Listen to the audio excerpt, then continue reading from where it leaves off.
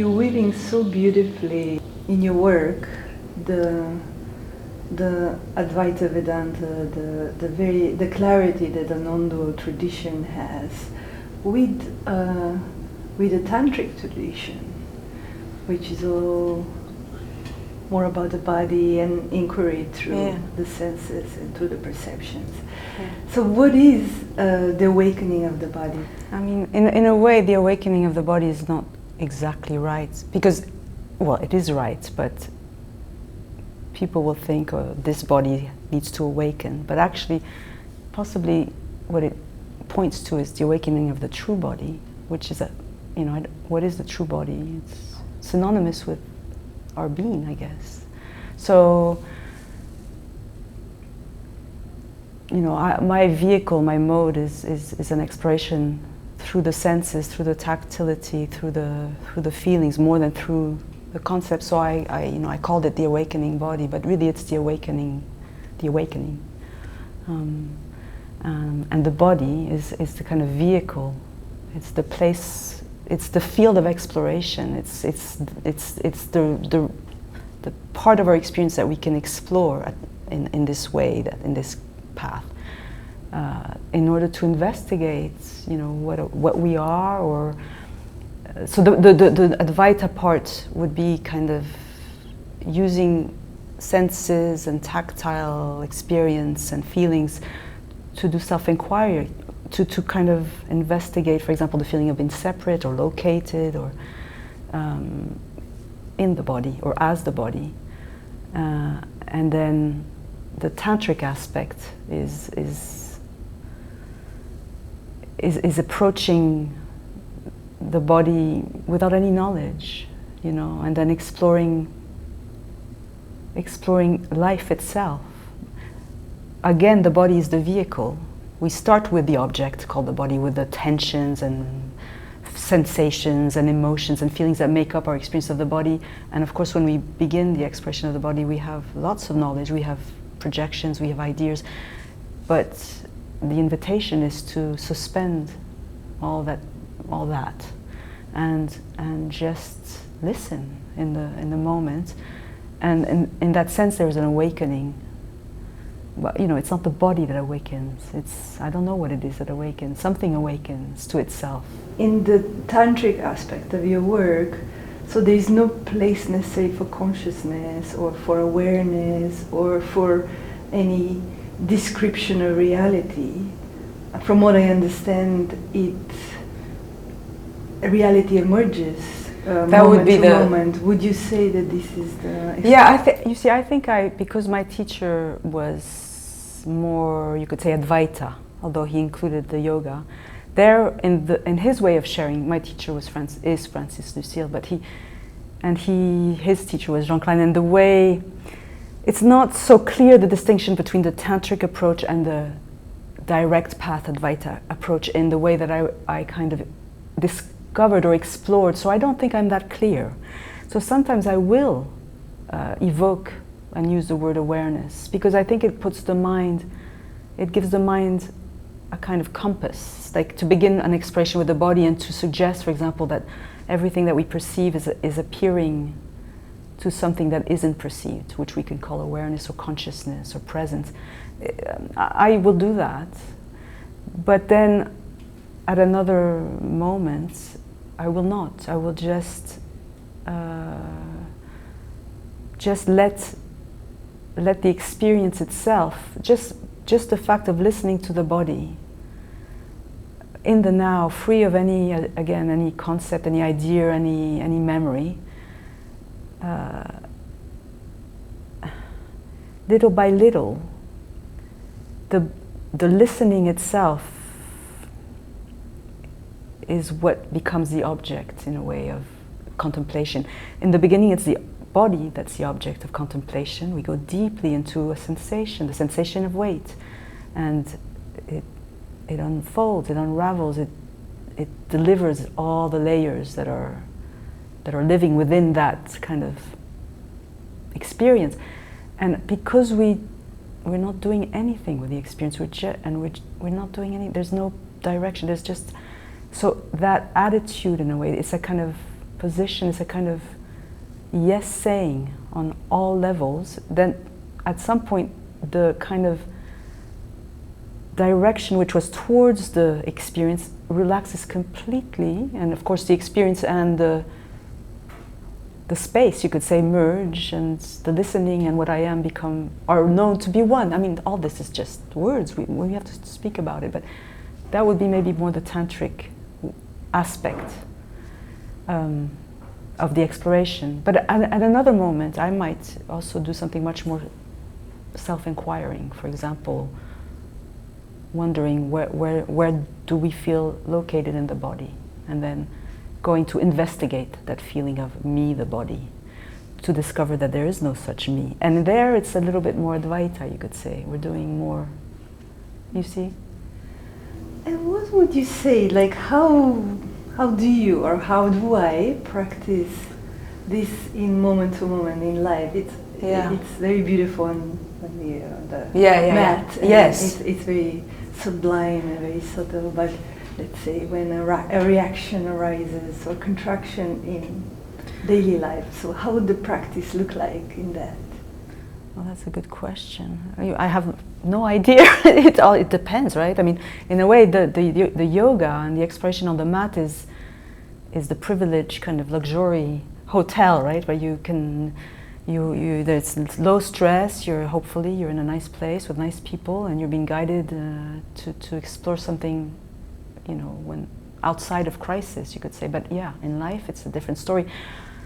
My understanding and experience is that you hope for the best in life. In a way, you because on the mat you fall in love with life. You fall in, instead of having a kind of attitude of defense and protection and fear of life, in the yoga you see that there's nothing to fear, that moment by moment, even a strong feeling, if it's allowed, if it's explored, if it's not immediately labeled, you begin to taste the joy of the intensity of the not knowing. So then in life, when something happens in relationship, or most often, that's not to do with survival or something more psychological, you have more tools. It doesn't mean it gets easier overnight, but you have maybe more access to staying with that which usually you would push away and move into some mechanical projection, reaction, defense. That you have more access to. Again, I want to say not knowing, trusting. And so, for example, like there is a strong reaction or arising. How would you invite one to shift the attention from projecting it onto the parent object out there to here? What would be the exploration? I mean, I would. In my way, because I think that's what I always need when I'm possessed with a reaction and a strong feeling. The first thing I need is a connection, not any judgment, not any sense that anything that's happening is wrong. But so I think the first thing that's helpful for anybody who's experiencing this huge wave of so-called negative emotion or whatever, is to, if possible, connect with something to do with love or okayness or allowing, so that you can just begin to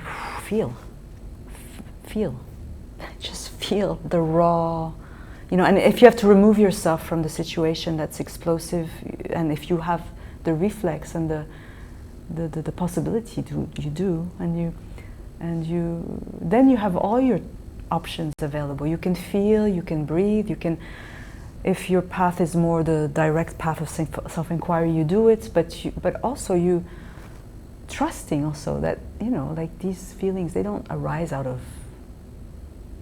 they arise for a reason. There's something there to listen to. not in service of a person that's going to get something, but in service of, we don't know, of life, of there's an energy there that, so I think we have to trust that if we are exploring life at this level, at this deep level, and we're doing some yoga and going, then when we're in a difficult situation, we will do better and better and better, not better and better in the sense of transcending, but better and better at honoring life and being more present, more fully, and more honest. I think there is like a sense of honesty, because I'm not running away from the discomfort. But that's right. It's like, okay, that sensation could be my teacher at the moment. Yes. Honesty, absolutely, and not using some kind of spiritual precept to avoid being honest in a way. I mean, honesty is just, what does it mean? It just means being here, doing my best to stay. And not have a preconceived notion of what life what it should be. But you know, I also think that sometimes honesty means, again, it's that honesty is not knowing, but at a certain point it's also fine to, for me, I don't like speaking, you know, I don't know, for myself sometimes to ask myself a question more in the line of the direct path of what is it I'm serving in this moment, you know, what is the master I'm serving? Is it fear? Is it desire? Is it defense? Or just to investigate a little bit on whose behalf this is unfolding, and in a way using the knowledge I have, you could say from the past, using the ideas, the understanding I have of consciousness. I don't want to say, because I don't think that's true, that using the mind is not a possibility in this exploration of it's also possible to think about our experience and to use words and to use concepts, but we have to be very honest why and when we use them, and our best, you know, because we have to do our best. Okay, so I'm gonna just say from my own experience, like at the beginning of the path, the advaita, the direct path was very helpful and really brought a clarity. And then in the last several years I've experienced I've lost interest in that, because the moment to moment life revealing itself in that tactile way, it feels way more direct at the moment for me. And maybe this is just where I am. Maybe there is way more, as I mature there will be other levels of I'm just curious if you have similar experience, or how was for you that process of inquiring through the mind, which maybe hasn't ceased, is still there. How? I mean, I think in my case it was a bit like you. I mean, you know, the first encounter with the understanding was kind of a luminous, higher reasoning, you know, and which would, and it would have an echo in the body. It wasn't like the body was, and also there was an exploration of the body, but it was more transposing the line of inquiry at the level of the mind to the body. That was how we were exploring, you know, and then I discovered the more tantric approach, the more Kashmir, you know, the more tantric exploration, and I loved it. It was like, I am more drawn to that too, in a way. And the beauty is that they're not opposite. No, right? That's the thing I don't want to exactly. It would be a shame. We have so many tools. We can think, we can feel, we can, but. You know, some of us have a preference for thinking, or maybe it's a stage where you first, I don't know how it works exactly, but we don't have to throw away anything, but I think I'm a little bit like you, Zaya. But if I, like exploring just the unfolding of the body of life and not knowing. But if I hadn't the background, I don't know how it would be. You know, the fact that I have had an opportunity to use the mind and to use words and lines of inquiry, lines of reasoning that have taken the mind back to its source, that somehow sits in me. It has provided the possibility of now really going into the not knowing. And so I don't know if that, you know, I think maybe that's very important. But I don't know. You know, I don't think it's the same for everyone.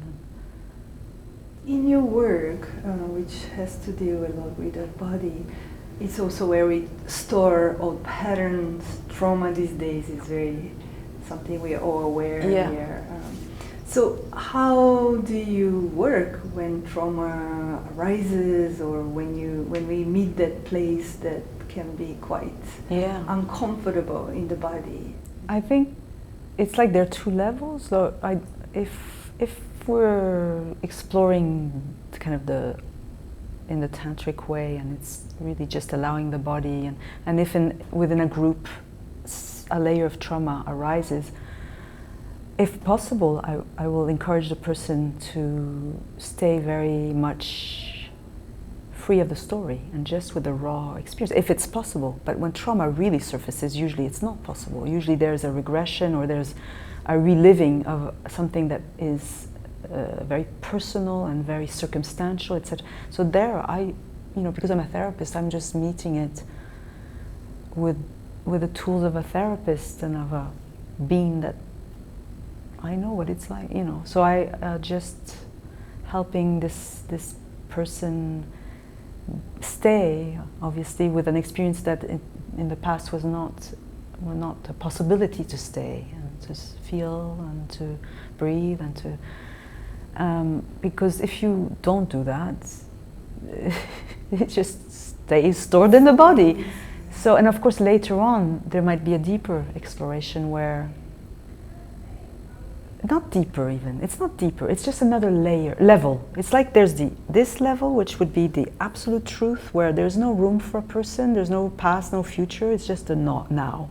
So in a way then there's no trauma, there's just a very intense explosion of a sensation. But there's that's one level, and then there's the unfolding of our lives, and there we explore the trauma. It's so important to speak the story, share with our community, with our family, or liberate this pattern that, if it's not liberated, it's just going to play out in the next, in your child, or in your relationship, or in the next lifetime. It's like becoming intimate with that wound. Yes.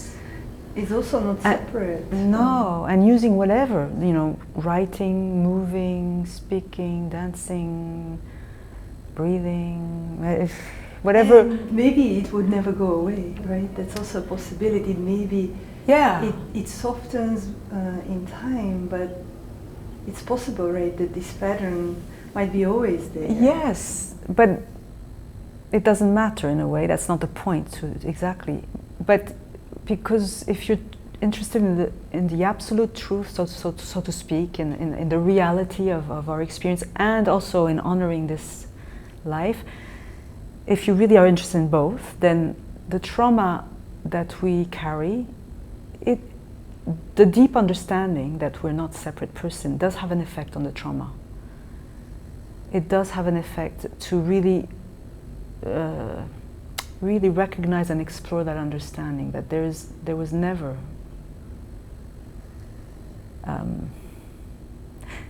there was a baby but that the reality of that being was not separate ever, but it felt like that. So, but what I'm trying to say is that to explore very deeply, sometimes it's not a spiritual bypass. It's important to sometimes return the body-mind to its source in the now, where it's free of its past and it's free of the future.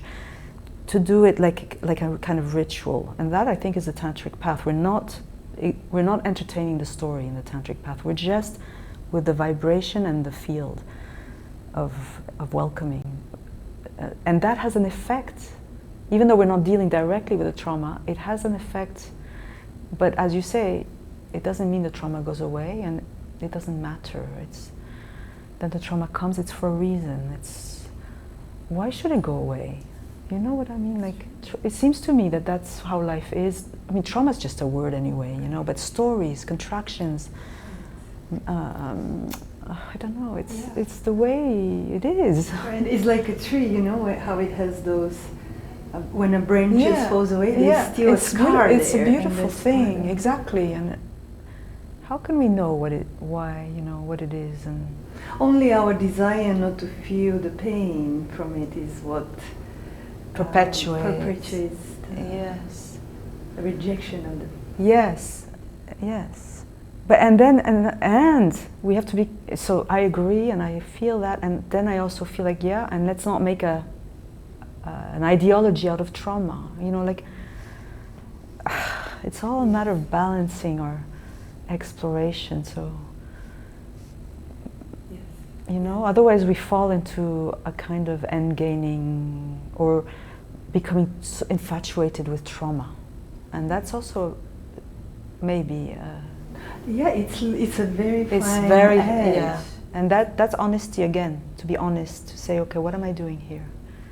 Okay, I'm exploring this piece, this trauma. Be clear why, and then okay, that's going back, doing something else. You know, it's not. It's difficult to put these things into words, but exploring the trauma is not so that I can be liberated. We are already free in a way, you know.